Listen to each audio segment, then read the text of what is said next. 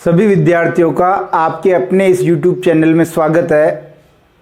अनिवार्य हिंदी कक्षा 12 के अंतर्गत क्विक टेस्ट और क्विक जो रिवीजन सीरीज अपनी चल रही थी उसमें हमने अलंकार का क्विक टेस्ट और क्विक रिवीजन सीरीज हमने देख ली थी। अगर आपने वो नहीं देखी है तो आप इस वीडियो के डिस्क्रिप्शन बॉक्स में जा कर के उपलब्ध लिंक से मेरे टेलीग्राम चैनल को ज्वाइन कर सकते हैं और वहाँ पर उसके साथ बहुत सारे वीडियो हैं, उनको देख सकते हैं। डिस्क्रिप्शन बॉक्स में ही बहुत सारे क्विक टेस्ट और क्विक रिवीजन सीरीज के जो वीडियो के लिंक है वहाँ से भी आप देख सकते हैं। आपकी तैयारी को परखने का ये सुनहरा अवसर है, आप इससे बिल्कुल भी वंचित मत होइए। अपने मित्रों साथियों के साथ इस चैनल के बारे में चर्चा कीजिए और ज़्यादा से ज़्यादा इसको सब्सक्राइब कीजिए और वीडियो का आनंद लीजिए। आज हम अनिवार्य हिंदी के इसी क्विक टेस्ट और क्विक सीरीज के अंतर्गत भाषा, लिपि और व्याकरण जो आपके टॉपिक लगा रखा है उसमें से जो बोर्ड में प्रश्न आने हैं उसके बारे में बात करेंगे। आपको ये तो जानकारी होगी कि जो माध्यमिक शिक्षा बोर्ड है उसने इस वर्ष 2021 में आपके संशोधित पाठ्यक्रम में भाषा, लिपि और व्याकरण में से वस्तुनिष्ठ प्रश्न देना तय किया है और वो आएंगे 2 नंबर के प्रश्न आएंगे, दोनों ही वस्तुनिष्ठ होंगे, यानी उनमें ऑप्शन दे रखे होंगे और उन ऑप्शन में से अपने को उत्तर लिखना पड़ेगा। तो यहाँ हम बहुत सारे प्रश्न लेकर के आए हैं। ये मेरे पास कुल 22 प्रश्न के आसपास ये प्रश्न है और इन 22 प्रश्नों के हम जो यहाँ जल्दी से रैपिड फायर की तरह जो है उत्तर निकालेंगे। आप भी देखिए, अपनी तैयारी को परखिए। शुरू करते हैं हम। पहला प्रश्न कह रहा है कि भाषा को शुद्ध लिखने व बोलने संबंधी नियमों की जानकारी देने वाला शास्त्र क्या कहलाता है। यह बात की किसके बारे में कि भाषा को शुद्ध लिखना और बोलना, ये जो जानकारी देने वाला जो शास्त्र है, जो ग्रंथ है, वो क्या कहलाएगा। तो इसका उत्तर आपको करना है व्याकरण। क्या कहलाएगा? व्याकरण। किसी भी भाषा का जो व्याकरण होता है उस भाषा के शुद्ध लिखने और शुद्ध बोलने संबंधी जो नियम होते हैं उनकी जानकारी देता है। मैं समझता हूं ये प्रश्न आपके क्लियर हो गया होगा। दूसरा प्रश्न देखिए, दूसरा प्रश्न क्या कह रहा है, हिंदी की आदि जननी भाषा कौन सी है। हिंदी की आदि जननी भाषा कौन सी है। तो सबसे पहले आप देखिए, जननी शब्द आया यहां और जननी का अर्थ होता है मां, यानी सीधा सीधा ये पूछना चाह रहा है कि हिंदी की उत्पत्ति कौन सी भाषा से हुई। तो हिंदी की उत्पत्ति हुई संस्कृत से। मैं यहां लिख रहा हूं, देखिए, संस्कृत से पाली, प्राकृत, अपभ्रंश और उसके बाद हिंदी। संस्कृत, पाली, प्राकृत और अपभ्रंश, ये इसका जो है हिंदी का जो विकास क्रम है। इसलिए हिंदी की जो आदि जननी है वो हम कौन सी भाषा को मानेंगे? जी बिल्कुल, हम संस्कृत को मानेंगे। कौन सी भाषा को मानेंगे? संस्कृत को जो मानेंगे अपना उत्तर हो जाएगा संस्कृत।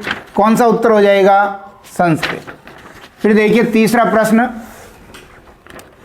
हिंदी की लिपि कौन सी है। ये तो बहुत सरल प्रश्न है, आप सब जानते हैं इसका उत्तर। हिंदी की लिपि जो है देवनागरी लिपि है।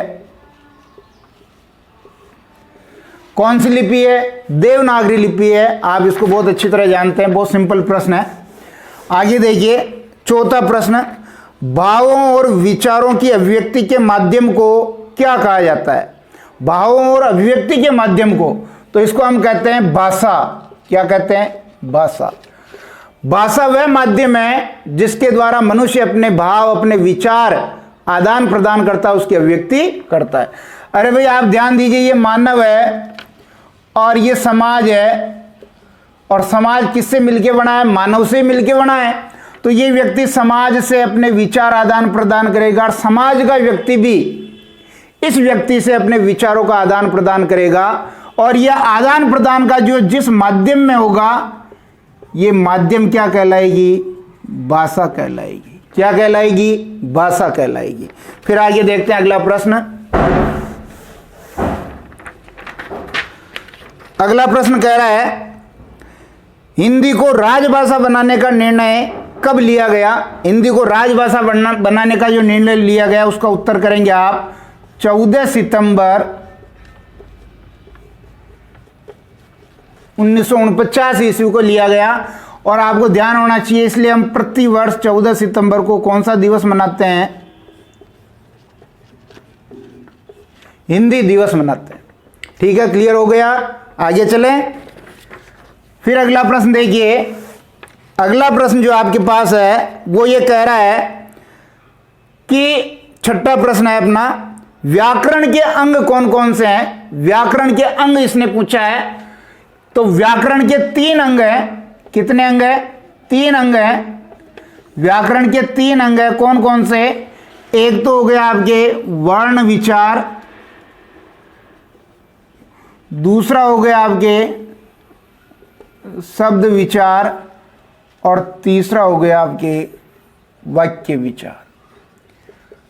अर्थात जब अपन व्याकरण को पढ़ेंगे तो 3 अंग उसके मिलेंगे। वर्णों को पढ़ना पड़ेगा, शब्दों को पढ़ना पड़ेगा और वाक्यों को पढ़ना पड़ेगा। वर्ण विचार, शब्द विचार और वाक्य विचार, ये आपके व्याकरण के 3 अंग हैं।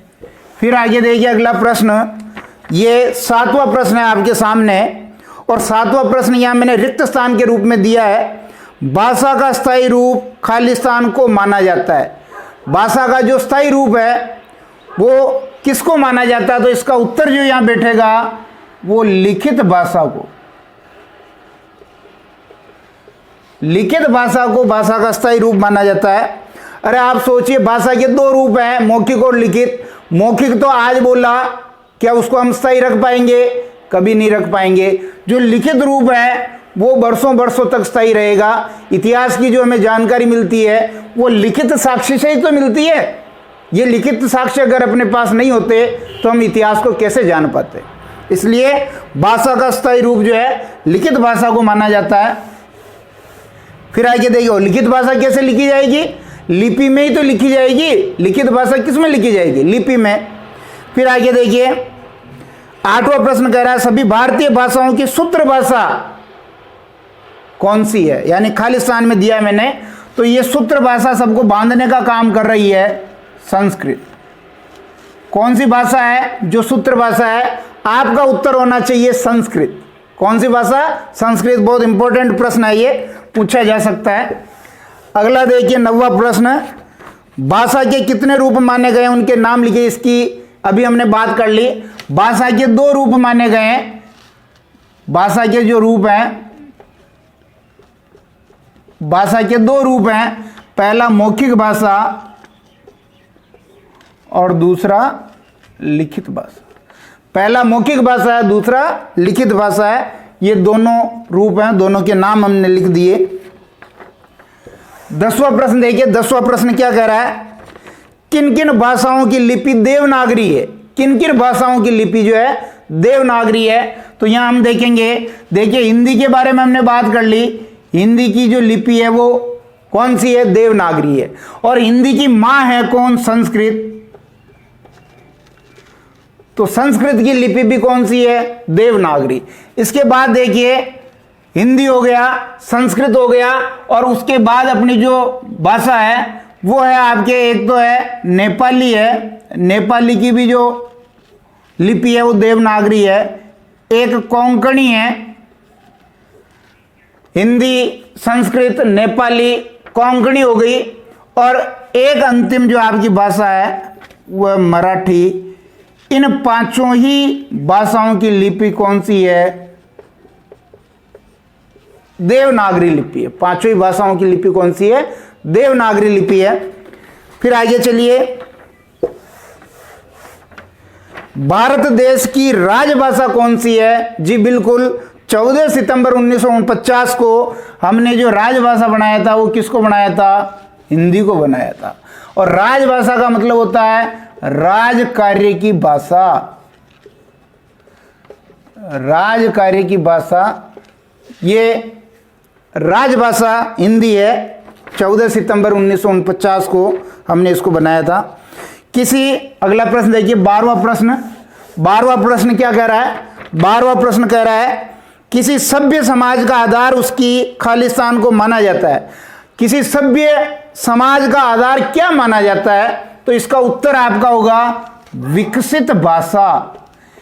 किसी सभ्य समाज का जो आधार है वो माना जाता है विकसित भाषा को।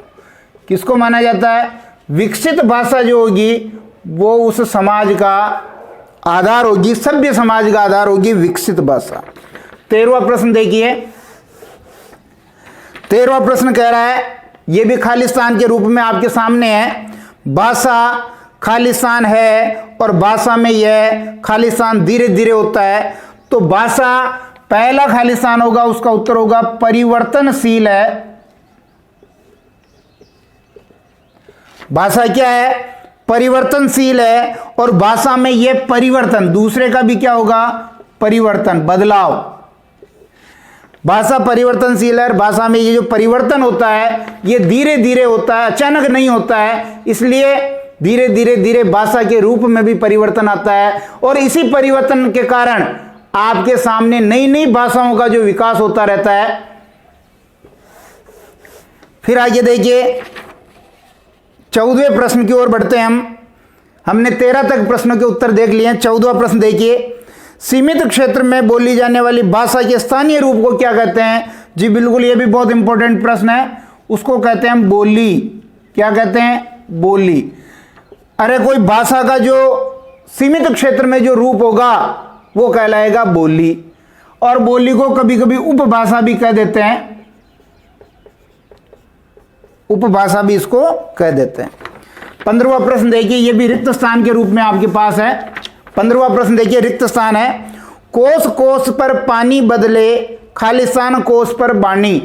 यानी कोस कोस पर पानी बदल जाता है तो बाणी यानी भाषा जो कितनी कोस पे बदलती है? तो इसका उत्तर हो जाएगा 5। 5 कोस पर वाणी। 5 कोस पर आपको जो वाणी में परिवर्तन मिल जाएगा। फिर आगे देखिए, 16वां प्रश्न, भाषा की ध्वनियों को लिखने के लिए जिन ध्वनि चिन्हों का प्रयोग किया जाता है उसे क्या कहते हैं? ये जो ध्वनि चिन्ह हैं, इसको जिसमें लिखा जाता है उसको हम कहते हैं लिपि। क्या कहते हैं? लिपि। बहुत इंपॉर्टेंट प्रश्न है और निश्चित रूप से परीक्षा में पूछा जा सकता है कि भाषा की ध्वनियों को, क्योंकि भाषा तो क्या मौखिक है और जब हम उसको लिख देंगे लिपि में तो लिखित भाषा हो जाएगी। भाषा की ध्वनियों को लिखने के लिए जिन ध्वनि चिन्हों का प्रयोग किया जाता है उसे क्या कहते हैं? उसे हम कहते हैं लिपि। और लिपि में ही भाषा का लिखित रूप मिलता है। फिर 17वां प्रश्न देखिए, क्या कह रहा है? 17वां प्रश्न ये आपके सामने है। 17वें प्रश्न पर गौर कीजिएगा। पंजाबी भाषा की लिपि कौन सी है? पंजाबी भाषा की लिपि पूछी है इसने, तो पंजाबी भाषा की लिपि है गुरुमुखी। पंजाबी भाषा की लिपि कौन सी है? गुरुमुखी। जब भी पंजाबी भाषा की लिपि के बारे में बात करें तो हमें जो है गुरुमुखी करना है। इसका उत्तर क्या करेंगे? गुरुमुखी लिपि। फिर आगे चलिए, 18वां प्रश्न ये आपके सामने है। उर्दू व अंग्रेजी भाषा की लिपि कौन सी है? या उर्दू की भी लिपि पूछी है और अंग्रेजी की भी लिपि पूछी है। तो यहां ध्यान दें, उर्दू की तो आपके फारसी लिपि हो गई और अंग्रेजी की जो आपके रोमन लिपि हो गई। उर्दू और अंग्रेजी की जो है, उर्दू की तो है फारसी लिपि और अंग्रेजी की है रोमन लिपि। यहां ध्यान दें, हिंदी की लिपि क्या बताई थी हमने? देवनागरी लिपि। उसको नहीं भूलना है, वो सबसे इंपॉर्टेंट है। उसके बाद आगे चलते हैं अपन 19वें प्रश्न की ओर। और 19वां प्रश्न क्या कह रहा है ये आपके सामने है। हिंदी की कितनी उपभाषाएं हैं? हिंदी की कितनी उपभाषाएं हैं? तो हिंदी की 5 उपभाषाएं हैं। हिंदी की 5 उपभाषाएं इसने बताई है। हिंदी की 5 उपभाषाएं हैं। देखिए, पहली है पूर्वी हिंदी, दूसरी है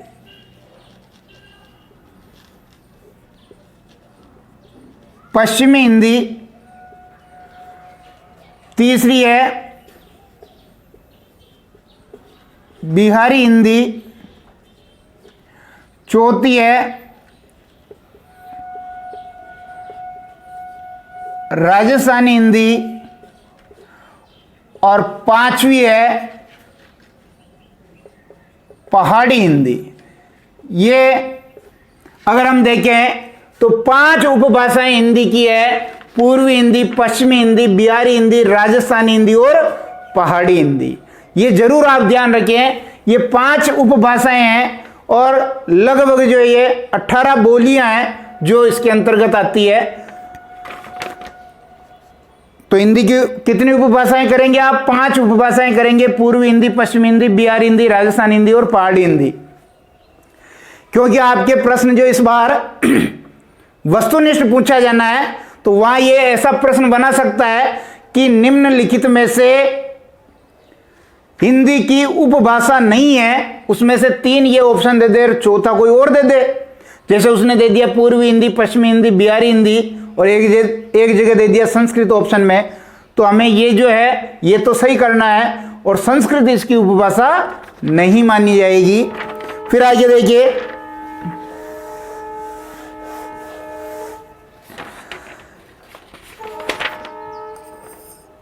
भाषा की 2 विशेषताएं लिखिए। तो भाषा की कितनी विशेषताएं पूछी इसने? 2 विशेषताएं पूछी है। हम यहां 3 विशेषताएं ले लेते हैं। भाषा की 3 विशेषताएं मैं यहां बता रहा हूं। भाषा में विस्तृत साहित्य होता है,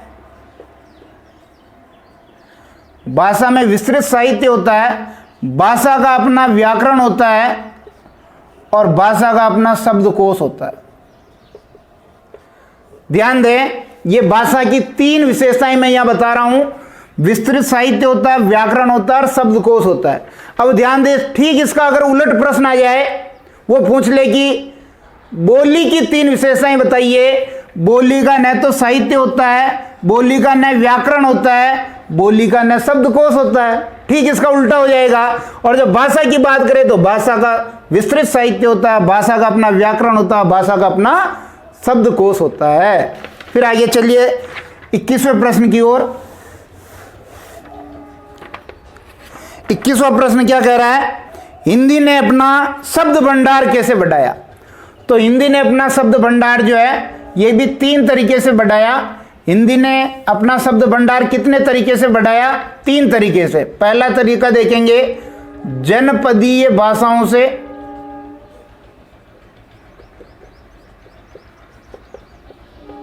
यानी जनपदीय जितनी भी भाषाएं हैं उनसे हमने शब्द ग्रहण करके हिंदी ने अपना शब्द भंडार बढ़ाया। दूसरा संस्कृत से, अरे संस्कृत तो हिंदी की मां है, जननी है, तो जो संस्कृत का शब्द भंडार था वो हिंदी में भी जो है अपना लिया गया। और तीसरा है समकालीन विदेशी भाषा के शब्द भंडार से। जो भी समकालीन विदेशी भाषाएं हैं, अरबी है, फारसी है, तुर्की है, जापानी है, चीनी है, ये बहुत सारी विदेशी भाषाएं हैं, इनसे भी हमने शब्द लिए। तो हिंदी का शब्द भंडार 3 तरीके से बढ़ा। आप नोट करें इसको, 3 तरीके से बढ़ा। जनपदीय भाषाओं के शब्द भंडार से, संस्कृत के शब्द भंडार से और समकालीन विदेशी भाषा के शब्द भंडार से। मैं समझता हूं यहां ये आपको जो है क्लियर हो गया होगा, क्योंकि हिंदी ने अपना शब्द भंडार जो है 3 तरीके से यहां बढ़ाया है। फिर आप देखिए एक अंतिम प्रश्न और देख लेते हैं। जो प्रश्न 22वां है वो ये कह रहा है कि निम्नलिखित बोलियां हिंदी की किस उपभाषा की है? निम्नलिखित बोलियां हिंदी की किस उपभाषा की है? तो यहां बोलियां हैं, एक तरफ आपके पास अवधी है, ये किस हिंदी की उपभाषा की है? एक तरफ आपके पास ब्रज है, ये किस उपभाषा की है? एक तरफ आपके पास खड़ी बोली है, ये किस उपभाषा की है? और एक तरफ आपके पास मैथिली है, ये किस उपभाषा की? ये चारों जो बोलियां हैं ये किस किस उपभाषा की है? तो देखिए अवधी जो आपके है ये आपके पूर्वी हिंदी की है। वहां प्रश्न आ सकता वस्तुनिष्ठ कि अवधी भाषा हिंदी की किस उपभाषा की बोली है? अवधी बोली, ये बोली बाद में साहित्य बड़ा हो जाता तो भाषा बन जाती है। जो अवधी बाद में ये कभी भाषा रही थी फिर बोली हो गई, तो पूर्वी हिंदी। इसी तरह ब्रज भाषा जो है आपके पश्चिमी हिंदी की ये बोली है, लेकिन ये इसका रूप बढ़ गया था, इसका साहित्य बढ़ गया था, तो ये भी भाषा हो गई। किसी समय अवधी भी भाषा रही थी, शुरू में ये बोली थी, किसी समय ब्रज भी बोली थी, बाद में ये भाषा हो गई। और भाषा जब वापस घिसटने लग जाए, सिमटने लग जाए, तो बोली बन जाती है। दोनों ही चलता है, परिवर्तन प्लस में भी हो सकता है, परिवर्तन माइनस में भी हो सकता है। खड़ी बोली देखिए, खड़ी बोली भी आपके पश्चिमी हिंदी की है, खड़ी बोली भी आपके पश्चिमी हिंदी की जो है बोली है ये। और मैथिली ये जो है बिहारी हिंदी की जो है बोली है, बिहारी हिंदी की ये बोली है। तो ये चार प्रमुख यहां मैंने बोलियां निकाली है जो हिंदी की है, अवधी, ब्रज, खड़ी बोली और मैथिली। इन चारों का हिंदी की किस उपभाषा से संबंध है? अवधी का संबंध है पूर्वी हिंदी से, ब्रज का पश्चिमी हिंदी से, खड़ी बोली का भी पश्चिमी हिंदी से, मैथिली का बिहारी हिंदी से। बोलियां तो बहुत सारी 18, लेकिन मैंने यहां जो कुछ खास आपके लिए निकाल दी है। आशा करता हूं ये क्लास आपको बिल्कुल 100% पसंद आई होगी। और अगर ये पसंद आई है तो अपने मित्रों के साथ, अपने साथियों के साथ इसको शेयर कीजिए। चैनल को आप जो है सब्सक्राइब कीजिए और वीडियो को लाइक कीजिए, कमेंट जरूर कीजिए। आपके कमेंट हमारे लिए बहुत महत्वपूर्ण है। शीघ्र ही हम अगले टॉपिक में वापस पुनः मिलने वाले हैं। तब तक के लिए धन्यवाद।